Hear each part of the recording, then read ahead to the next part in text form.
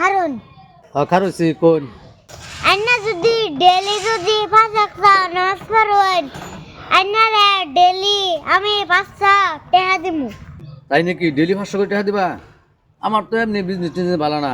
ঠিক আছে ডেলি নামাজ পড়ো তাতে কি আছে? হ্যাঁ ওবো 500 করে টাকা দিবা। যদি আন্না নামাজ বাদ দেন আমারে 2000 টাকা করে দিন লাগবো। আমি নামাজ পড়ে আইছি।